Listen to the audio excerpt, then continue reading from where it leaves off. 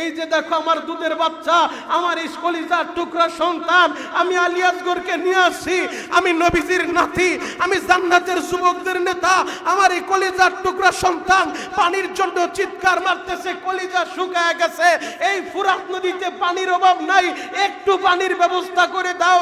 এই কথা বলতে বলতে হঠাৎ করে একজন দুর্বৃত্ত ইমাম হুসাইন রাদিয়াল্লাহু তাআলা আনহুর হাতে থাকা তার কলিজার টুকরা সন্তান আলী আসগরের দিকে লক্ষ্য করে তীর নিক্ষেপ করছে।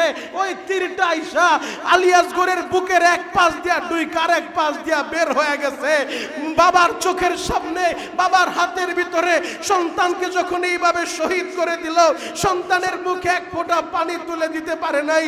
ওই অবস্থায় সন্তানকে নিয়ে তাঁবুর ভিতরে গেছে, বিবি রে নে তোর সন্তান নিয়ে নে, আর তোরে পানির জন্য ডিস্টার্ব করবে না। ও যুবক, এই ইহুদিরা মুনাফিকেরা মুসলমানদের ভিতরে ঐক্য নষ্ট করছে, ইমাম হুসাইনকে শহীদ করছে। আর ইমাম হুসাইন তিনি তো যুদ্ধের জন্য কারবালায় যায় নাই, তিনি গিয়েছিলেন একটা মাত্র কান্তে, একটা মাত্র লক্ষ্য নিয়া, যে ইয়াজিদ অবৈধভাবে ক্ষমতা দখল করেছে, স্বৈরাচার হয়েছে, ওই স্বৈরাচারের শাসন ইমাম হুসাইন, নবীর রক্ত তার শরীরে, স্বৈরাচারী শাসন ইমাম হুসাইন মেনে নিতে পারে না। কথা বলেন ঠিক কিনা? মুহতারাম হাজিরিন, আল্লাহ পাক রব্বুল আলামিন আমাদের গণনার সুবিধার্থে বছর 12 মাসে নির্ধারণ করে 4টা মাসকে সম্মানিত করছেন। এই 4 মাসের একটা মাস হলো মুহররম মাস। নবীজি যেই মাস সম্পর্কে বলছেন শাহরুল্লাহিল মুহররম, মুহররম হলো আল্লাহর মাস, 12 মাসই আল্লাহর মাস। এরপরও এই মাসটাকে স্পেশাল নবীজি বলছেন আল্লাহর মাস। সেই মুহররম মাসের আজকে দ্বিতীয় জুমা। মুহররম পৃথিবীর শুরু লগ্ন থেকেই দামি। ইয়াউমে আশুরা মুহররমের 10 তারিখ, যেটাকে ইয়াউমে আশুরা বলা হয়। এই দিনে আল্লাহ পাক রব্বুল আলামিন এই পৃথিবী সৃষ্টি করেছে। আরো জোরে বলেন। সৃষ্টির প্রথম ধাপ শুরু করছেন এই মুহররমের 10 তারিখ। আল্লাহ দুনিয়া বানাইছেন 6 দিনে। কয় দিনে? 6 দিনে আল্লাহ দুনিয়া বানাইছেন। আল্লাহ চাইলে 1 সেকেন্ডও বানাইতে পারতেন, তো আল্লাহ 6 দিন সময় নিছে। আল্লাহ পাক রব্বুল আলামিন মনস্থ করছেন মুহররমের 10 তারিখ, শুরু করছেন শনিবার। 6 দিন সময় নিয়ে আল্লাহ পাক রব্বুল আলামিন এই দুনিয়া সাজাইছেন। আবার এই দুনিয়া যেদিন আল্লাহ পাক রব্বুল আলামিন ধ্বংস করে দিবেন, কিয়ামত সংগঠিত হবে, ওই দিনটাও হলো মুহররমের 10 তারিখ, ইয়াউমে আশুরা। তার মানে আল্লাহ পাক রব্বুল আলামিন দুনিয়া সাজাইছেন মুহররমে, আবার ধ্বংসও করবেন মুহররমে। সেই মুহররম মাস দুনিয়ার শুরু লগ্ন থেকেই দামি। আমাদের নবী সাল্লাল্লাহু আলাইহি ওয়াসাল্লামের উপরে রমজানের রোজা ফরজ হওয়ার আগে আল্লাহ পাক রব্বুল আলামিন মুহররমের রোজা অন্যান্য জাতির উপরে, অন্যান্য উম্মতের উপরে ফরজ করে রেখেছিলেন। যখন আমাদের নবীর উপরে পবিত্র মাহে রমজান মাসে দীর্ঘ 1 মাস 30 দিন ব্যাপী রোজা ফরজ করলেন, এরপর থেকে মুহররমের রোজা নফল হয়ে গেছে। এরপরেও মুহররমের কত দাম! এই মুহররম মাসে নবীজি বলেন ইয়াউমে আশুরার একটা সিয়াম যে ব্যক্তি পালন করবে মুহররমের 10 তারিখ, ওই দিন যারা রোজা রাখবে আল্লাহ পাক রব্বুল আলামিন তাদের 1 বছরের গুনাহ মাফ করে দেবে। তবে নবীজি যেহেতু হিজরত করে মদিনায় যায় দেখছেন যে মদিনার ইহুদিরাও এই মুহররমের 10 তারিখ একটা রোজা রাখে, এজন্য নবীজি বলছেন আমাদের কোনো আমল যেন ইহুদিদের সাথে মিলে না যায়, বিধর্মীদের সাথে মিলে না যায়। এই কারণে নবীজি বলছেন আমরাও মুহররমের 10 তারিখ রোজা রাখবো, তবে আমরা একটা না 2টা রোজা রাখবো। আমরা 9, 10 অথবা 10, 11, 10 তারিখ ঠিক থাকবে, আগে পরে মিলায়া আমরা 2টা রোজা রাখবো। কেন? আমাদের কোনো আমল যেন ইহুদিদের সাথে মিলে না যায়। আমরা মুসলমান, আমরা আমাদের গতিতে ইবাদত করব। আমাদের আমলের ক্ষেত্রেও ইহুদিদের অনুসরণ করা যাবে না। কথা বলেন ঠিক কিনা? মুহতারাম হাজিরিন, নবী সাল্লাল্লাহু আলাইহি ওয়াসাল্লাম মদিনায় যাওয়ার পরে, মদিনায় তৎকালীন জামানায় ইহুদিদের অনেক বসবাস ছিল। নবী সাল্লাল্লাহু আলাইহি ওয়াসাল্লাম ইহুদিদের সাথে মোটামুটি একটা শান্তি চুক্তি করছেন, যেই চুক্তির ভিতরে যে তোমাদের উপরে কেউ যদি আক্রমণ করে আমরা সাপোর্ট করব, সমর্থন দিব, সহযোগিতা করব। আবার আমাদের উপরেও কেউ যদি কখনো জুলুমান নির্যাতন করতে চায় তোমরা আমাদের সহযোগিতা করবে। এইভাবে স্বজনপ্রীতি বজায় রাখার জন্য নবী সাল্লাল্লাহু আলাইহি ওয়াসাল্লাম ইহুদিদের সাথে একটা চুক্তি করেছিলেন। কিন্তু মদিনার ইহুদিরা তারা সেই চুক্তি ভঙ্গ করে তারা দিন দিন দেখতেছিল যে মুসলমানের নবী তার সুনাম সুখ্যাতি সব জায়গায় ছড়িয়ে পড়তেছে, তার কাছে মানুষ দলে দলে এসে ইসলাম গ্রহণ করছে। যে তার কাছে একবার আসে তার চেহারা দেখার সাথে সাথে নবী সাল্লাল্লাহু আলাইহি ওয়াসাল্লামের দরবারে আসলে তার সাথে কথা বললে তার চেহারা দেখলে অটোমেটিক লোকটা নবীর মুহাব্বতে পড়ে যায়, অটোমেটিক লোকটা ইমানদার হয়ে যায়।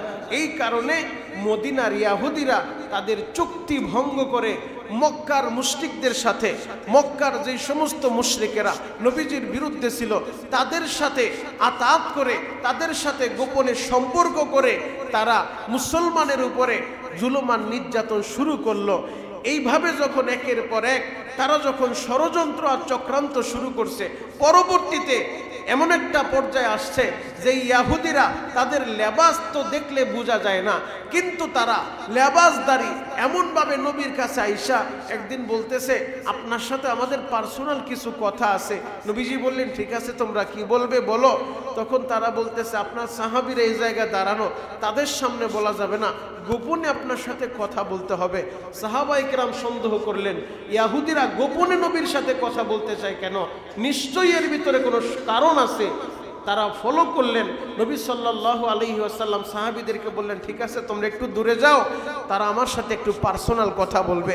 তারা নবীজিকে নিয়ে একটা দেওয়ালের পাশে বসাইলেন, কথা বলতেছেন। পিছন দিক থেকে আরেকজনকে পাঠিয়ে দিয়েছে বড় একটা পাথর নিয়ে, তুমি উপর থেকে যায়া নবী মুহাম্মদের মাথার বরাবর পাথরটা নিক্ষেপ করবে। তাদের উদ্দেশ্য হলো নবীর সাথে পার্সোনাল কোনো কথা না, নবীকে হত্যা করা। নাউজুবিল্লাহ। তারা নবীজিকে দুনিয়া থেকে বিদায় করার জন্য এই পরিমাণ ষড়যন্ত্র করছে। তো ইহুদি যখন উপরে উঠছে পাথরটা নিয়ে, এই দিক থেকে আল্লাহ পাক রব্বুল আলামিন জিবরাইল আমিনের মাধ্যমে নবীকে জানায় দিছে আপনি এই স্থান ত্যাগ করেন, আপনাকে ষড়যন্ত্র করে আপনি ষড়যন্ত্রের ফাঁদে পা দিবেন না, আপনাকে হত্যা করার জন্য এই জায়গায় বসাইছে। ব্যক্তিগত কোনো পরামর্শ না, নবীজি সেই জায়গা থেকে স্থান ত্যাগ করলেন। মুহতারাম হাজিরিন, পরবর্তীতে ইহুদিদেরকে মদিনা থেকে বের করে দেওয়া হয়েছে। ইহুদিরা বহুত গবেষণা করে দেখছে দিন যত যাচ্ছে মুসলমানের সুনাম সুখ্যাতি ছড়িয়ে পড়ছে, শুধু মদিনায় না আন্তর্জাতিক পর্যায়ে বিভিন্ন দেশের গভর্নরেরা তারাও ইসলাম গ্রহণ করতেছে, তারাও মুসলমান হয়ে যাচ্ছে এবং বিভিন্ন জায়গায় মুসলমানদের বিজয় হচ্ছে। তারা গবেষণা করে দেখলো এর কারণটা কি, তারা রিসার্চ করে একটা কারণই বের করছে, মুসলমান এই বিজয় হওয়ার পিছনে একটাই কারণ, মুসলমানের একতা। মুসলমানের ভিতরে একতা আছে, মুসলমান এক এবং এক, এক হয়ে যখন কাজ করে, ঐক্যবদ্ধভাবে কাজ করে, ওয়াতাসিমু বিহাবলিল্লাহি জামিআ, আল্লাহ পাকও বলেন তোমরা সম্মিলিতভাবে আল্লাহর রজ্জুকে আঁকড়ে ধরো। তো মুসলমান এই সফল হওয়ার পিছনে এক নম্বর কারণ হলো মুসলমানের একতা।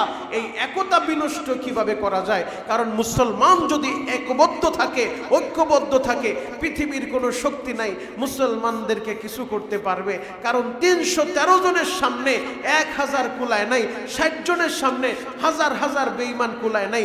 কারণ হলো মুসলমানের ভিতরে আছে একতা। আল্লাহু আকবার। এই একতা ঐক্য নষ্ট করার জন্য গভীর ষড়যন্ত্রে তারা লিপ্ত হয়ে গেল। আর মুসলমানদের শাসক প্রাথমিক পর্যায়ে 4 পদ্ধতিতে খলিফা নিযুক্ত হয়েছে। প্রথম যে পদ্ধতিটা ছিল নবী সাল্লাল্লাহু আলাইহি ওয়াসাল্লামের পরে হযরতে আবু বকর, তিনি খেলাফতের মসনদে অধিষ্ঠ হয়েছিলেন, তিনি খেলাফত আমিরুল মুমিনিন হয়েছিলেন। নবীজির ওফাতের পরে হযরতে আবু বকর খলিফা নিযুক্ত হয়েছিলেন নবীজির ইঙ্গিতে, আকার ইশারায়। নবীজি সরাসরি বলেন নাই। একবার নবী সাল্লাল্লাহু আলাইহি ওয়াসাল্লাম পাহাড়ের উপরে বসা, উহুদ পাহাড়ের উপরে বসা হযরতে আবু বকর, হযরতে ওমর বিভিন্ন ঘটনা পর্যালোচনা করলে দেখা যায় যেখানেই নবী সেখানেই তার পাশে হযরত আবু বকর, তার পাশে হযরত ওমর, এক পাশে হযরত আবু বকর আর এক পাশে হযরত ওমর। তো নবী সাল্লাল্লাহু আলাইহি ওয়াসাল্লাম একদিন সেই উহুদ পাহাড়ে বসে বলতেছেন, ও উহুদ পাহাড়ে বসা অবস্থায় যখন হালকা ভাবে ভূমিকম্পর মতো শুরু হচ্ছে, নবী সাল্লাল্লাহু আলাইহি ওয়াসাল্লাম বললেন, ও পাহাড় সাবধান, তুমি কি জানো না এই জায়গায় কারা বসা? এই জায়গার ভিতরে নবীজি বসা, সিদ্দিক বসা, একজন শহীদ বসা। সুবহানাল্লাহ। নবীর দ্বারা তো নবী, এরপরে সিদ্দিক দ্বারা বুঝাইতে চাইছেন হযরত আবু বকর, শহীদ দ্বারা বুঝাইতে চাইছেন হযরত ওমর। কারণ নবীজির এই ইঙ্গিতের ভিতরে কোনো সন্দেহ নাই, তারাও বুঝে ফেলছেন যে হযরত ওমর সেও শহীদ হবে। এই নবী সাল্লাল্লাহু আলাইহি ওয়াসাল্লাম যত জায়গায় বিভিন্ন কাজ করতেন, নবীর সাথে আবু বকর, নবীর সাথে হযরত ওমর, এই আকার ইঙ্গিতের মাধ্যমে নবী সাল্লাল্লাহু আলাইহি ওয়াসাল্লাম হায়াতে জিন্দেগিতে যখন অসুস্থ হয়ে গেছেন, মসজিদে নববীতে ইমামের মুসাল্লায় দাঁড়াইতে পারেন না, ইমামতি করতে পারেন না, তো নামাজের সময় হয়ে গেছে, নবীজিও অসুস্থ, সাহাবায়ে কেরাম মসজিদে চলে আসছে, মুসল্লিরা উপস্থিত, জামাতের টাইম হয়ে গেছে, নামাজের ইমামতি কে করবে? নবী তো অসুস্থ। নবী সাল্লাল্লাহু আলাইহি ওয়াসাল্লাম তার জীবদ্দশায় তিনি বলে দিলেন, ও আমার সাহাবীরা, আমার আবু বকরকে ইমামের মুসাল্লায় দাঁড় করায় না। আরো জোরে বলেন যে আমার ইমামের মুসাল্লায় যেই জায়গায় দ্বারা আমি ইমামতি করতাম, ওই জায়গায় আমার অনুপস্থিতিতে তোমরা আবু বকরকে দাঁড় করায় দাও। এইরকম আকার ইঙ্গিতের মাধ্যমে নবী বুঝাইতে চাইলেন, নবীর জীবদ্দশায়ও যিনি ইমামতি করেন, নবীর ওফাতের পরে তিনিই হবেন মুসলিম জাহানের খলিফা। আল্লাহু আকবার। হযরতে আবু বকর খলিফা হয়েছিলেন নবীজির ইশারার মাধ্যমে, আকার ইঙ্গিতে নবীজি বুঝাইছেন যে আবু বকর শুধু দুনিয়ায় নবীর বন্ধু না, ওফাতের পরে নবীর রওজার পাশে শুয়ে আছে হযরত আবু বকর, নবীর রওজার পাশে শুয়ে আছে নবীজির সাথী হযরতে ওমর। তো হযরতে আবু বকর খলিফা নিযুক্ত হলেন, মুসলিম জাহানের শাসক নিযুক্ত হলেন নবীর আকার ইঙ্গিতে ইশারার মাধ্যমে। এরপরে হযরতে ওমর, হযরতে আবু বকর জীবদ্দশায় তিনি পরবর্তী খলিফা নিযুক্ত করে গেলেন। তিনি বয়োবৃদ্ধ এবং বুদ্ধিজীবী যারা ছিল তাদের সাথে পরামর্শ করে তাদের কাছে জানতে চাইলেন, বলো দেখি তোমরা এই মদিনার ভিতরে শাসক হিসেবে কাকে বেশি যোগ্য মনে করো? হযরতে আবু বকর প্রস্তাব করলেন, তার এক একজনের নাম বললেন। হযরতে আবু বকর বললেন, আমি তো দেখি, আল্লাহর নামের শপথ করে বলি, আমি তো দেখি ওমরের চাইতে যোগ্যতা সম্পন্ন ব্যক্তি আমার নজরে দ্বিতীয় আর কেউ পড়ে না। যেই ওমর সম্পর্কে নবীজি বলেছিলেন, আমার পরে যদি কেউ নবী হতো সে হতো হযরতে ওমর। এই ওমর সেই ওমর। হযরতে আবু বকর নিজে খলিফা থাকা অবস্থায় পরবর্তী খলিফার নাম বলে গেলেন, নাম ঘোষণা করে গেলেন। হযরতে ওমর খলিফা হলেন হযরতে আবু বকরের ঘোষণা অনুযায়ী। আবু বকর জীবিত থাকা অবস্থায় তারে খলিফা নিযুক্ত করে গেলেন, হযরতে ওমর খলিফা নিযুক্ত হইলেন। এরপরে তৃতীয় নাম্বার যে খলিফা নিযুক্ত হলেন হযরতে উসমান রাদিয়াল্লাহু তাআলা আনহু। হযরতে উসমান রাদিয়াল্লাহু তাআলা আনহু তিনি খলিফা নিযুক্ত হলেন। হযরতে ওমর রাদিয়াল্লাহু তাআলা আনহু একটা মজলিসে শুরা গঠন করলেন, যে মজলিসে শুরার মাধ্যমে পরামর্শ সাপেক্ষে তোমরা পরবর্তী খলিফা নিযুক্ত করে নিবে। তো পরবর্তী যে খলিফা নিযুক্ত হয়েছে সেটা হলো মজলিসে শুরার মাধ্যমে পরামর্শের ভিত্তিতে পরামর্শ কইরা হযরত উসমানকে খলিফা নিযুক্ত করা হয়েছে। চতুর্থ নাম্বার যেই পদ্ধতি, সেই পদ্ধতিটা হলো উল্লেখযোগ্য জনগণের পক্ষ থেকে, এই জনগণ দ্বারা সাধারণ জনগণ না, এই জনগণ দ্বারা ভিআইপি জনগণ, মানে এই জনগণ দ্বারা যারা সমাজের কর্ণধার, বুদ্ধিজীবী এবং সমাজ পরিচালনা করেন, এইরকম ভিআইপি পারসন, এইরকম একটা জামাত যদি তার হাতে বায়াত গ্রহণ করে, এরপরে আস্তে আস্তে বাকি যারা আছে তারা ধীরে ধীরে তার হাতে বায়াত গ্রহণ করবে। তো হযরতে উসমান রাদিয়াল্লাহু তাআলা আনহু তিনি যখন খলিফার মসনদে, তিনি যখন মদিনার গভর্নর, ওই মুহূর্তে ইহুদিরা ষড়যন্ত্র তো আগে থেকেই করতেছিল যে মুসলমানদের বিজয়ের একটাই কারণ, সেটা হলো ঐক্য, একতা। এই একতা কিভাবে নষ্ট করা যায়? নবীর জামানায় ইহুদিরা সফল হয় নাই, হযরত আবু বকরের জামানায় ইহুদিরা সফল হয় নাই, হযরত ওমর ছিলেন খুব চৌকান্ন এবং খুব কড়া, এই কারণে হযরত ওমরের জামানায় ইহুদিরা সফল হয় নাই, তারা হযরতে উসমানের জামানাটাকে বেছে নিছে। কারণ হযরতে উসমান ছিলেন খুবই নরম তবিয়তের মানুষ, খুবই মুআদ্দাব মানুষ। হযরতে উসমান যার দিলটা ছিল দয়া দিয়া ভরা, যে উসমানকে আল্লাহ সম্পদও দিয়েছিলেন এবং তার এই সম্পদ দান করার সেই মন মানসিকতা আল্লাহ দিয়েছিলেন। হযরত উসমান তার সম্পত্তিগুলা যেখানে যে অবস্থায় মুসলমানের প্রয়োজন হয়েছে ওই জায়গায় তার সম্পত্তি তিনি দান করছেন। তারা এই হযরত উসমানের জামানাটাকে বেছে নিছে। এই দিক থেকে ইয়ামানের একজন ইহুদি, নাম তার আব্দুল্লাহ ইবনে সাবা, নামটা মনে রাখবেন, মুসলমানদের ঐক্য বিনষ্টকারী নাম তার আব্দুল্লাহ ইবনে সাবা, যে ইসলাম গ্রহণ করছে নামে মাত্র, কিন্তু মুনাফিকদের লিডার, মুনাফিকদের সর্দার এই ইহুদি। সে নামে মাত্র ইসলাম গ্রহণ করছে, মদিনায় এসে ইসলাম গ্রহণ করছে, বুঝাইল যে আমি বড় মুসলমান হয়ে গেছি, আমি খুব ইবাদত গুজার, সেই ইবাদতের ভিতরে মশগুল থাকে। এই আব্দুল্লাহ ইবনে সাবা সে ইসলাম গ্রহণ কইরা নামে মুসলমান হইয়া মুনাফিকদের নেতা আব্দুল্লাহ ইবনে সাবা সে মদিনার ভিতরে আইসা আস্তে আস্তে সমালোচনা শুরু করে দিল। হযরতে উসমানের বিরুদ্ধে জনসমর্থন তৈরি করা শুরু করলো। কারণ তার লক্ষ্য উদ্দেশ্য মুসলমানদের ঐক্য বিনষ্ট করতে হবে। যদি ঐক্য বিনষ্ট না করা যায়, মুসলমান যেইভাবে বিজয় অর্জন করতেছে সারা পৃথিবীব্যাপী মুসলমানের সুনাম সুখ্যাতি, ইসলামের সুনাম সুখ্যাতি ছড়িয়ে পড়তেছে, এই ঐক্য বিনষ্ট না করতে পারলে মুসলমানের সাথে কখনো বিজয়ী হওয়া সম্ভব না। এই কারণে ঐক্য ভিতরে ফাটল সৃষ্টি করার জন্য সর্বপ্রথম যেই লোকটা মেহনত করছে এই লোকটার নাম আব্দুল্লাহ ইবনে সাবা, মুনাফিকদের লিডার।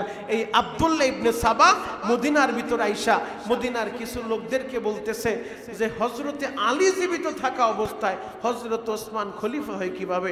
বলে কেন? বলে আলী তো একদিক থেকে নবীর জামাতা, বুঝলাম উসমানও জামাতা, কিন্তু আলী তো নবীর জামাতা, আবার আলী হাশিমি বংশের, নবীর বংশের লোক। এই আলী জীবিত থাকা অবস্থায় যে আলী সম্পর্কে নবীজি এত এত ফজিলত বয়ান করছে, নবীজি বলছে আমি হলাম এলেমের শহর, আর ওই শহরের দরজা হলো হযরতে আলী। সেই আলী জীবিত থাকা অবস্থায় ওসমান খলিফা হয় কিভাবে? এই আস্তে আস্তে সমালোচনা শুরু করলো, লোকদের ভিতরে ফাটল সৃষ্টি করা শুরু করলো। হযরতে আলীর কান পর্যন্ত এই আওয়াজটা পৌঁছায় গেছে। হযরতে আলী বুঝে ফেলছে যে এই লোকটা তো ইসলামের দাওয়াত দেয় না, এই লোকের দাওয়াতের ভিতরে ইহুদিদের ঘেরান পাওয়া যায়, এই লোক তো ষড়যন্ত্র করতেছে। এবং শুধু এই কথা বলেই সে ক্ষান্ত হয় নাই, সে হযরত ওসমানের বিরুদ্ধে আরো বিভিন্ন ষড়যন্ত্রে লিপ্ত হয়ে গেল। বলে হযরত ওসমান সে তার আত্মীয় স্বজন দেখা দেখা তাদেরকে রাষ্ট্রীয় সম্পদ তাদের মধ্যে বন্টন করে দিচ্ছে এবং অল্প বয়সী লোকদেরকে হযরত ওসমান বিভিন্ন জায়গায় খলিফা নিযুক্ত করতেছে, গভর্নর বানায় দিচ্ছে, রাষ্ট্রীয় কাজে অল্প বয়সী লোকদেরকে দায়িত্ব দিচ্ছে, যেগুলা ঠিক না। এইভাবে সমালোচনা করতেছে। হযরত ওসমান তাকে সেই মদিনা থেকে বের করে দিলেন। মদিনা থেকে আবার যখন তাকে বসরায় বের করে দিলেন, বসরায় আইসা সে আবার কিছু সমর্থন তৈরি করলো, কিছু লোক তৈরি করলো। বসরার গভর্নর কান পর্যন্ত যখন সংবাদ পৌঁছায় যায়, বসরা থেকেও আব্দুল্লাহ ইবনে সাবাকে বের করে দিছে। আবার বসরা থেকে তাকে কুফায় পাঠায়া দিছে। কুফায় আইসা কুফার ভিতরেও তিনি ষড়যন্ত্র কইরা বিশাল একটা জনসমর্থন তৈরি করছে। ওই জায়গার গভর্নরের কাছেও যখন সংবাদ গেছে, ওই জায়গা থেকেও তাকে বের করে দিল। এরপরে সে মিশর আসছে। মিশরে আইসা তার মিশন সাকসেস করতে সহজ হয়েছে। মিশরে আইসা সে গবেষণা কইরা এই যে মুহররম মাস আসলে শিয়াদের যত কার্যকলাপ, হযরতে ইমাম হুসাইন রাদিয়াল্লাহু তাআলা আনহু কারবালার প্রান্তরে শাহাদাত বরণ করেছেন। ইয়াউমে আশুরা মুহররমের 10 তারিখ ইমাম হুসাইন কারবালার প্রান্তরে শাহাদাত বরণ করার কারণে মুহররম মাসের দাম বাড়ে নাই, বরঞ্চ দামি দিনে, যেমন আজকে জুমার দিন, সপ্তাহের ভিতরে সর্বশ্রেষ্ঠ দিন, এই দিনে যদি কোনো ব্যক্তি মারা যায়, সে মারা যাওয়ার কারণে দিনটার দাম বাড়ে নাই, দিনটার দাম আগে থেকেই ছিল। সপ্তাহের ভিতরে শ্রেষ্ঠ দিন জুমার দিন, এই দিনের ভিতরে যদি কোনো মানুষ মারা যায় তাহলে তার দাম আরো বাইরে যায়। কেন? বলে এই লোকটা দামি একটা দিন আল্লাহর ডাকে সাড়া দিছে। কথা বলেন ঠিক কিনা? তো মুহররমের দাম তো পৃথিবীর শুরু লগ্ন থেকে, ইয়াউমে আশুরার দাম তো পৃথিবীর শুরু লগ্ন থেকে। ইমাম হুসাইন শাহাদাত বরণ করছে নবীজির ওফাতেরও প্রায় 60 বছর পরে। নবীজি হায়াতে জিন্দেগিতে থাকা অবস্থায়, নবীজি দুনিয়ায় থাকা অবস্থায় তো নবী সাল্লাল্লাহু আলাইহি ওয়াসাল্লাম ইয়াউমে আশুরায় রোজা রাখতেন। নবীজি বলছেন যে তোমরা রোজা রাখবে, আর যারা ইয়াউমে আশুরায় রোজা রাখবে, নবীজি বলেন আমি ধারণা করি আমার আল্লাহ তার 1 বছরের গুনাহ মাফ করে দেবে। তো যেই সমস্ত শিয়ারা মাতম করে, শরীরের ভিতরে ছুরি দিয়ে আঘাত করে, হায় হুসাইন স্লোগান দিতে থাকে, নামাজের খবর নাই, রোজার খবর নাই, শরীরের ভিতরে আঘাত করতে থাকে, শরীর পচা রক্ত বাইর করে, আর বলতে থাকে হায় হুসাইন, তাজিয়া মিছিল বের করে। এগুলা করা ইসলামের নিষেধ। এমনকি ইমাম হুসাইন রাদিয়াল্লাহু তাআলা আনহু শহীদ হওয়ার আগ মুহূর্তে তিনি তার বোনকে ওসিয়ত করে গেছেন, আমি যদি শহীদ হয়ে যাই তোমরা মাতম করবে না, তোমরা চিৎকার মেরে কান্নাকাটি করবে না, তোমরা মাতম করবে না, তোমরা ধৈর্য ধারণ করবে, তোমরা আল্লাহর কাছে দোয়া করবে। যিনি শাহাদাত বরণ করবেন তিনিও বলে যাচ্ছেন আমার শহীদ হওয়ার পরে, আমার ইন্তেকালের পরে তোমরা মাতম করবে না। কিন্তু বর্তমান যারা ইমাম হুসাইনের আশেক দাবি কইরা শরীরের ভিতরে নিজেরা বুলেট দিয়ে পচায়া ছুরি দিয়ে আঘাত কইরা শরীর দিয়ে রক্ত বের করে আর হায় হুসাইন স্লোগান দিতে থাকে, এই স্লোগানের দ্বারা ইসলামের কোনো উপকার হয় না। এই স্লোগানের দ্বারা যার জন্য স্লোগান দিচ্ছে তার পক্ষ থেকেও নিষেধ যে আমার শহীদ হওয়ার পরে তোমরা মাতম করবে না। বর্তমান যে কার্যকলাপগুলো করতেছে এগুলা অধিকাংশ এসেছে মিশর থেকে। কথা বলে ঠিক, ওই মিশরেই আব্দুল্লাহ ইবনে সাবা মুনাফিকদের লিডার, সে তার মিশন সাকসেস করতে সহজ হয়েছে তার জন্য ওই মিশরে যা বিশাল বড় একটা জনসমর্থন সে তৈরি করে ফেলছে। মদিনার প্রেসিডেন্ট ছিলেন হযরত উসমান রাদিয়াল্লাহু তাআলা আনহু, হযরত উসমানের বিরুদ্ধে বিশাল বড় জনসমর্থন তৈরি করে ফেলছেন। এই দিক দিয়ে মিশরের যে গভর্নর ছিলেন তার কান পর্যন্ত আর সংবাদ আসে নাই, সংবাদ আসার আগেই সে বিশাল জনসমর্থন তৈরি করে ফেলছে। এরপরে যখন তার কান পর্যন্ত সংবাদটা আসছে সে তাকে ধাক্কায় আনছে, জিজ্ঞেস করছে, জিজ্ঞেস করার পরে সে বলতেছে যে হযরত আলী জীবিত থাকা অবস্থায় কিভাবে হযরত ওসমান খলিফা নিযুক্ত হয়। এইভাবে যখন তার কাছে প্রশ্ন করছে সেও বুঝতে পারছে যে তুমি যেই কথা বলতেছো তুমি কি দ্বীনের দাওয়াত দাও, ধর্মের দাওয়াত দাও নাকি ইহুদিদের দাওয়াত দাও। কিন্তু বুঝার পরেও তার বিরুদ্ধে অ্যাকশন নিতে পারে নাই। কেন? অনেক সময় দেখা যায় পরিস্থিতি এমন হয়ে যায় সমাজের ভিতরে যারা বেদাতি আছে, যারা ভণ্ড আছে, মাজার পূজারী আছে, যেই সমস্ত মাজারের ভিতরে উল্টা পাল্টা শিরিক হয় আমরা তো জানি, জানার পরেও সরাসরি তো হামলা করি না, সরাসরি আক্রমণ করি না, বেদাতিকে ধইরাই না, চৌরাস্তার ভিতরে আমরা তো জিজ্ঞেস করি না। কেন? যদি আমরা এটা করতে যাই তাহলে কিছু মানুষ সাধারণ মুসলমান তারা বলবে ওই দেখো হুজুররাই তো ঠিক নাই, এক হুজুর আর এক হুজুরের বিরুদ্ধে লেগে গেছে। কথা বলে ঠিক কিনা? তাদেরও তো কিছু অনুসারী আছে, বন্ডদেরও তো কিছু অনুসারী আছে। যত বাবার দরবার আছে বাবার দরবারে বাবাদের তো অনুসারী আছে। ওই যে নবাবগঞ্জের দুহারের ভিতরে নবাবগঞ্জের এক ভণ্ড বরকতুল্লাহ নবুয়তের দাবি করছে যে শেষ নবী, তার ছেলে সেও নবুয়তের দাবি করছে। ইদানিং আবার তাদের কার্যক্রম বেড়ে চলছে। তো এইরকম ভণ্ড নবুয়তের দাবিদার আবার ওদেরও কিছু অনুসারী আছে যারা তাদের জন্য জীবন দিতে রেডি হয়ে যায়। আমরা মুসলমান হিসেবে আমরা বলতে চাই ওই রকম ভণ্ড তাদের বিরুদ্ধে আমাদের কথা বলতে হবে, আমাদের সতর্ক থাকতে হবে, আমাদের ঈমান যেন কেউ চুরি করতে না পারে, আমরা যেন সহি রাস্তায় চলতে পারি। আল্লাহ আমাদের সহি বুঝদান করুক। চিৎকার মেরে বলেন আমিন, আরো জোরে বলেন আমিন। তো মিশরের গভর্নর সে তার বিরুদ্ধে বড় সড়ভাবে অ্যাকশন নিতে পারে নাই, কিন্তু সে বলছে তুমি মিশর থেকে বের হয়ে যাও। সে তার দরবল নিয়া, বসরায় তার আগে থেকে কিছু অনুসারী রেডি ছিল তাদেরকে নিয়া, কুফায় তার অনুসারী রেডি ছিল তাদেরকে নিয়া, এই 3 দেশের লোকদেরকে নিয়া এবার মদিনায় ঢুকছে।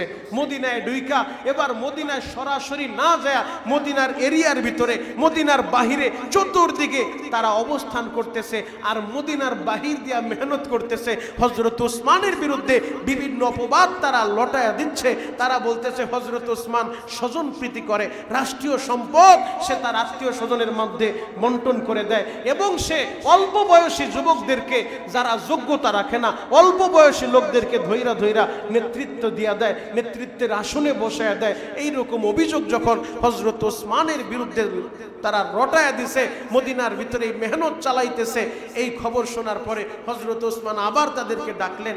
এবার সরাসরি সামনাসামনি বৈশা বলে, বলো তোমাদের সমস্যাটা কি? বলে, আপনার বিরুদ্ধে আমাদের অভিযোগ হলো আপনি রাষ্ট্রীয় সম্পদ নিজের আত্মীয় স্বজনের মধ্যে সব দিয়া দেন, নিজের আত্মীয় স্বজনের ভিতরে স্বজন প্রীতি করেন। হযরত ওসমান আল্লাহর নামের শপথ করে বলে, আল্লাহ আমাকে যে সম্পদ দিছে, আমি ক্ষমতার মস্তদে বসার পরে এই রাষ্ট্র থেকে একটা টাকাও এখনো পর্যন্ত নিজের বেতন স্বরূপ আমি নেই নাই। আমার যে সম্পদ আল্লাহ দিছে, আমি যেই জায়গায় যেই দান করি, আমি আমার ব্যক্তিগত ফান্ড থেকে দান করি, কিন্তু রাষ্ট্রীয় সম্পদ থেকে, রাষ্ট্রীয় কোষাগার থেকে আমি নিজের বেতনটা পর্যন্ত নেই না। আমি সেই জায়গায় আত্মীয় স্বজনের মধ্যে কোন জায়গায় আমি স্বজন প্রীতি করলাম? যখন দেখে এটা দিয়ে তারা আটকাইতে পারে নাই, এবার দ্বিতীয় প্রশ্ন সরছে যে বুঝলাম আপনি এটা করেন নাই, দ্বিতীয় আপনার বিরুদ্ধে আমাদের অভিযোগ। বলে, কি অভিযোগ? আপনি অল্প বয়সী লোকদেরকে নেতা বানায় দেন, বিভিন্ন জায়গায় ক্ষমতার মসনদে বসায় দেন, এইটা আপনি কেন করেন? হযরত ওসমান বলেন, যদি অল্প বয়সী যুবক সে যদি যোগ্যতা রাখে, বয়স যদি কম হয়, যদি তার যোগ্যতা থাকে, তাহলে তাকে নেতৃত্বের আসনে তো নবীজি বসাইছেন, নবীর কাছ থেকে তো আমরা শিখছি, নবীজি বসাইছেন, আমি বসাইলে দোষটা কোথায়? তোমাদের কি জানা নাই যে নবী সাল্লাল্লাহু আলাইহি ওয়াসাল্লাম বয়োবৃদ্ধ সাহাবী থাকা অবস্থায়, প্রবীণ সাহাবী থাকা অবস্থায় হযরতে যায়েদের পুত্র ওসামা, 12 বছরের যুবক ওসামা ইবনে যায়েদকে নবীজি জিহাদের ময়দানে আমির বানায় এরপরে পাঠিয়ে দিয়েছে। আরো জোরে বলেন। যেই জিহাদে মুরব্বীরাও ছিল, বয়োবৃদ্ধ সাহাবীরা ছিল, প্রবীণ সাহাবীরা ছিল, কিন্তু ওসামা ছিল সবচেয়ে অল্প বয়সী। হযরত ওসামা ইবনে যায়েদ তার যোগ্যতা ছিল, এই কারণে নবীজি তাকে সেনাপ্রধান বানায়া, তাকে আমির বানায়া জিহাদের ময়দানে পাঠায়া দিছে। তো যাদের যোগ্যতা আছে তাদেরকে দিয়া যদি রাষ্ট্রীয় কাজ নেই, তাহলে সমস্যা কোথায়? এরপরেও যখন কোনোভাবে তাকে আটকানো যায় না, এরপরেও দেখে যে না, হযরত ওসমান তো একেবারে নরম মানুষ, তারে যা বলি সবই মাইনা নেয়, কোনোভাবেই তারে থামানো যায় না, কোনোভাবেই তার সাথে সরাসরি লাগানো যায় না। এরপরে তারা দরবার থেকে বের হয়ে আবারও ষড়যন্ত্র শুরু করছে। হযরত আলীর কাছে গেছে যে আপনি কি একটা ব্যবস্থা নেবেন না? আপনি থাকা অবস্থায় কেন তারা এই কাজগুলা করে? হযরত আলী যখন দেখলেন অবস্থা বেশি ভালো না, এবং তারা 3টা দল, মিশর থেকে আসছে, বসরা থেকে আসছে, কুফা থেকে আসছে, এই 3 দেশের লোক মদিনার ভিতরে ঢুইকা তারা এই মদিনায় বিশৃঙ্খলা সৃষ্টি করতেছে। এবং তারা একটা চিঠি বানাইছে, এই আব্দুল্লাহ ইবনে সাবা মুনাফিকদের লিডার, সে একটা চিঠি জারি করছে যে মিশরের লোক যারা মদিনা থেকে মিশরে যাওয়ার পরে তুমি তাদেরকে, মিশরের লোকদেরকে হত্যা করবা। এই চিঠিটা লেখা আব্দুল্লাহ ইবনে সাবা। হযরত ওসমান কি করছে? বলে, কি করছে? যে তোমরা যারা মদিনা আসছিলা, তোমরা মদিনা থেকে তোমাদের দেশে গেলে তোমাদেরকে হত্যা করা হবে। ফরমান জারি কইরা গভর্নরের কাছে পাঠাইছে, তাদেরকে আরো খেপায়া তুলছে।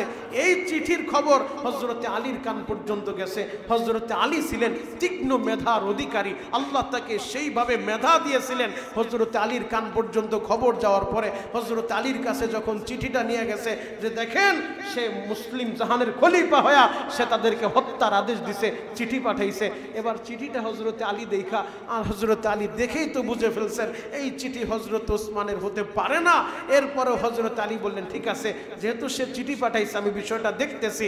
এবার হযরতে আলী ওই 3 দেশের লোক, আব্দুল্লাহ ইবনে সাবার অনুসারী, মিশরের, বসরার, কুফার, ওই 3 দেশের লোকদেরকে জমায়েত কইরা সে বললেন যে খলিফা মিশরের মুসলমানদের বিরুদ্ধে একটা চিঠি পাঠাইছে, চিঠি সম্পর্কে তোমরা জানো? তারা বলতেছে, হ্যাঁ আমরা জানি। চিঠির ভিতরে বলছে যে মিশরের যারা মদিনা আসছে, মিশরে গেলে তাদেরকে হত্যা করা হবে। হযরত আলী বললেন, এই চিঠির সংবাদ তোমরা জানলা কিভাবে? এই চিঠির সংবাদ তোমরা জানলা কিভাবে? চিঠিটা আব্দুল্লাহ ইবনে সাবা আমার হাতে দিল, কিন্তু চিঠির আগাম সংবাদ তোমরা কিভাবে জানলা? তার মানে বোঝা যায় এই চিঠি হযরত ওসমান পাঠায় নাই, এই চিঠি আব্দুল্লাহ ইবনে সাবার ষড়যন্ত্র।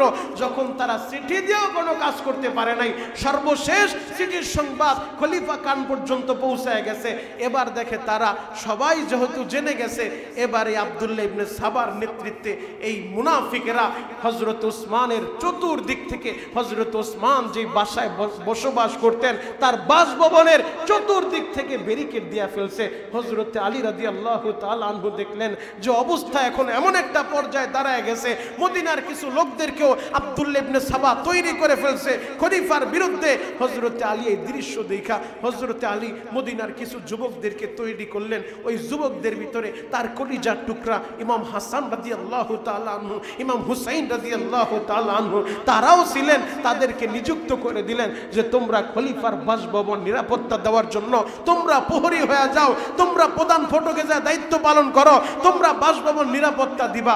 ওই যুবকেরা ইমাম হাসান ইমাম হুসাইন তারাও যুবকদেরকে নিয়ে খলিফার বাসভবন নিরাপত্তা দেওয়ার জন্য পাহারাদারি করতেছে। আর ওই দিক দিয়া মুনাফিকগুলা তারাও চতুর্দিকে ঘোরাফেরা করতেছে, ব্যারিকেড দিয়ে রাখছে যে কোন ভাবে খলিফাকে দুনিয়া থেকে বিদায় করা যায়। একদিন দুই দিন না, টানা 22 দিন পর্যন্ত হযরত ওসমান রাদিয়াল্লাহু তাআলা আনহুকে ব্যারিকেড দিয়ে অবরুদ্ধ করে রেখেছিলেন। বাসার ভিতরে খাবারটা পর্যন্ত পৌঁছাইতে দেয় নাই, পানি পর্যন্ত পৌঁছাইতে দেয় নাই। যেই হযরত ওসমান তার টাকায় কিনা কূপের পানি খায় মদিনার মুসলমানেরা, যেই হযরত ওসমান বিভিন্ন জায়গায় নিজের ঘাম ঝরানো টাকা দিয়ে কূপ কিনে কিনে মুসলমানদের জন্য ওয়াকফ করে দিয়েছে, সেই ওসমান দুনিয়া থেকে বিদায় নেওয়ার আগ মুহূর্তে তার বাসভবনে পানিটা পর্যন্ত পৌঁছাইতে দেয় নাই। এই মুনাফিকরা, এই আব্দুল্লাহ ইবনে সাবার নেতৃত্বে যেই মুনাফিকগুলা, যেই ইহুদিরা মুসলমানের লিবাস লাগায়া, এই মুনাফিকগুলা মুসলমানদের ভিতরে ফাটল সৃষ্টি করার জন্য, মুসলমানদের ঐক্য নষ্ট করার জন্য। কারণ তারা দেখেছে মুসলমানের ঐক্য যদি বিনষ্ট না করা যায় তাহলে মুসলমানদের সাথে কোনো যুদ্ধে বিজয়ী হওয়া যাবে না। মুসলমান সংখ্যায় বিজয় লাভ করে না। মুসলমান 313 জন 1000 তাদের সামনে কুলাইতে পারে না। মুসলমান সংখ্যায় 60 জন 6000 তাদের সামনে দাঁড়াইতে পারে না। মুসলমান 1000, 1 লক্ষ, 2 লক্ষ তাদের সামনে টিকতে পারে না। এর একটাই কারণ, মুসলমানের ভিতরে আছে একতা, তাদের ভিতরে আছে আল্লাহর ভয়। আল্লাহর উপরে ভরসা করে ঐক্যবদ্ধভাবে মুসলমান যদি ময়দানে দাঁড়ায় যায়, কোন বেঈমান মুসলমানের সামনে দাঁড়ায় বিজয় অর্জন করতে পারে না। আল্লাহ এই মুসলমানদের সাথে যেহেতু যুদ্ধে পারা যাবে না, এজন্য তারা ব্রেন্টে কৌশলে কাজ শুরু করলো। এই আব্দুল্লাহ ইবনে সাবা 22 দিন পর্যন্ত মুনাফিকদেরকে নিয়ে হযরতে ওসমান রাদিয়াল্লাহু তাআলা আনহুর বাসভবন ব্যারিকেড দিয়ে রাখছে। খাবার পৌঁছাইতে দেয় না, পানিটা পৌঁছাইতে দেয় না। 22 দিনের মাথায় যেই দিন হযরত ওসমান রাদিয়াল্লাহু তাআলা আনহু কোরআন তেলাওয়াত করতেছিলেন, কোরআন তেলাওয়াত করতে করতে সূরাতুল বাকারা তেলাওয়াত করতেছিলেন। সূরাতুল বাকারার 137 নম্বর আয়াতটা তিনি যখন তেলাওয়াত করতেছিলেন, ওই অবস্থায় বাসভবনের পিছন দিক থেকে আব্দুল্লাহ ইবনে সাবার নেতৃত্বে মুনাফিকরা, দুর্বৃত্তরা বাসভবনের ভিতরে ঢুইকা হযরত ওসমান কোরআন তেলাওয়াত করতেছেন। কোরআন তেলাওয়াত চলা অবস্থায় পিছন দিক থেকে তার এমন ভাবে কোপ মারছে, হযরত ওসমানকে দুনিয়া থেকে বিদায় করে দিয়েছে। হযরত ওসমান কোরআন পড়তেছিলেন, হযরত ওসমানের শরীর থেকে রক্তের ফোঁটা আইসা কোরআনের যেই আয়াতে পড়ছে ফাসায়াকফিকাহুমুল্লাহ ওয়া হুয়াস সামিউল আলিম, তাদের জন্য আল্লাহই যথেষ্ট। ওই কোরআন, যেই কোরআন তেলাওয়াত করা অবস্থায়, কোরআন পড়া অবস্থায় মুসলমানের খলিফা হযরত ওসমানকে এই দুর্বৃত্তরা, এই মুনাফিকরা দুনিয়া থেকে বিদায় করে দিয়েছে। এই মুনাফিকগুলাই ইমাম হুসাইন রাদিয়াল্লাহু তাআলা আনহুকে এই মুহররমের 10 তারিখ কারবালার প্রান্তরে দুনিয়া থেকে বিদায় করছে। কথা বলেন ঠিক কিনা? এই মুনাফিকের গোষ্ঠীরাই যে ইমাম হুসাইন রাদিয়াল্লাহু তাআলা আনহু, নবীর কলিজার টুকরা, নবীজি যে ইমাম হুসাইন সম্পর্কে বলছে, আমার নাতি ইমাম হুসাইন আর ইমাম হাসান তারা দুইজন জান্নাতি যুবকদের নেতা। যে ইমাম হুসাইনের চেহারার ভিতরে নবীজি চুম্বন করতেন, যেই কপালে চুমু খাইতেন, যেই গালের ভিতরে চুমু খাইতেন, যেই ঠোঁটের ভিতরে চুমু খাইতেন, ওই ইয়াজিদের বংশধর, ইয়াজিদের উত্তরসূরি। আজকের যারা ইয়াজিদের পক্ষ নিতে চায়, ইয়াজিদের পক্ষ মুসলমান যারা দাঁড়াইতে চায়, যে ইয়াজিদ তার অনুসারী সীমারের মাধ্যমে ইমাম হুসাইন রাদিয়াল্লাহু তাআলা আনহুকে দুনিয়া থেকে বিদায় করে দিয়েছে। ইন্তেকালের আগ মুহূর্তে, শহীদ হওয়ার আগ মুহূর্তে ইমাম হুসাইন তার কলিজার টুকরা সন্তান, কলিজার টুকরা ছেলে তিন আলী আসগরকে বুকের ভিতরে নিয়ে ইমাম হুসাইনের বিবি কান্দে আর বলে, স্বামী গো, আমার স্তনের দুধ শুকায় গেছে, খাবার নাই, জিহ্বাটা শুকায় গেছে, সন্তানটার একটু ফোঁটা পানির ব্যবস্থা করে দেন। এই পানির জন্য ইমাম হুসাইন রাদিয়াল্লাহু তাআলা আনহু কলিজার টুকরা সন্তানটা নিয়ে যখন ফুরাত নদীর তীরে দাঁড়ায়া তিনি যখন বলতেছিলেন আমার এই সন্তানের জন্য একটু পানির ব্যবস্থা করে দাও, ওবাইদুল্লাহ ইবনে জিয়াদ সে বলতেছে ও ইমাম হুসাইন তুমি কি ওই কোলের ভিতরে কইরা সন্তান আনছো নাকি অন্য কিছু নিয়ে আসছো? ইমাম হুসাইন রাদিয়াল্লাহু তাআলা আনহু কোলের ভিতর থেকে দুধের বাচ্চা আলী আসগরকে উঁচু করে ধরছে, এই যে দেখো আমার দুধের বাচ্চা, আমার এই কলিজার টুকরা সন্তান, আমি আলী আসগরকে নিয়ে আসছি, আমি নবীজির নাতি, আমি জান্নাতের যুবকদের নেতা, আমার এই কলিজার টুকরা সন্তান পানির জন্য চিৎকার মারতেছে, কলিজা শুকায় গেছে, এই ফুরাত নদীতে পানির অভাব নাই, একটু পানির ব্যবস্থা করে দাও। এই কথা বলতে বলতে হঠাৎ করে একজন দুর্বৃত্ত ইমাম হুসাইন রাদিয়াল্লাহু তাআলা আনহুর হাতে থাকা তার কলিজার টুকরা সন্তান আলী আসগরের দিকে লক্ষ্য করে তীর নিক্ষেপ করছে। ওই তীরটা আইসা আলী আসগরের বুকের এক পাশ দিয়া ডুইকার এক পাশ দিয়া বের হয়ে গেছে। বাবার চোখের সামনে বাবার হাতের ভিতরে সন্তানকে যখন এইভাবে শহীদ করে দিল, সন্তানের মুখে এক ফোঁটা পানি তুলে দিতে পারে নাই। ওই অবস্থায় সন্তানকে নিয়ে তাঁবুর ভিতরে গেছে, বিবি রে নে তোর সন্তান নিয়ে নে, আর তোরে পানির জন্য ডিস্টার্ব করবে না। ও যুবক, এই ইহুদিরা মুনাফিকেরা মুসলমানদের ভিতরে ঐক্য নষ্ট করছে, ইমাম হুসাইনকে শহীদ করছে। আর ইমাম হুসাইন তিনি তো যুদ্ধের জন্য কারবালায় যায় নাই, তিনি গিয়েছিলেন একটা মাত্র কান্তে, একটা মাত্র লক্ষ্য নিয়া যে ইয়াজিদ অবৈধভাবে ক্ষমতা দখল করেছে, স্বৈরাচার হয়েছে, ওই স্বৈরাচারের শাসন ইমাম হুসাইন, নবীর রক্ত তার শরীরে, স্বৈরাচারী শাসন ইমাম হুসাইন মেনে নিতে পারে না। কথা বলেন ঠিক কিনা? ইমাম হুসাইন ওই স্বৈরাচার জালিমের বিরুদ্ধে, ইয়াজিদের বিরুদ্ধে তিনি গিয়েছিলেন, যুদ্ধের জন্য যায় নাই। এটা লম্বা আলোচনা, আগামী জুমা ইনশাআল্লাহ বলবো। তবে একটা কথা আপনাদেরকে শুনে যাই, ইমাম হুসাইন তিনি যেমনি ভাবে বাতিলের সাথে আপোষ করেন নাই, শহীদ হইছে, বাতিলের সাথে আপোষ করে নাই। আমরা মুসলমান, আমরাও দরকার হইলে শাহাদাত বরণ করব, কোনো বাতিলের সাথে আপোষ হবে না ইনশাআল্লাহ। আমরা মুসলমান, ঐক্যবদ্ধ থাকতে হবে। আল্লাহ আমাদের মুসলমানদেরকে এক এবং নেক হয়ে কাজ করার তৌফিক দান করুক, সকলে বলেন আমিন।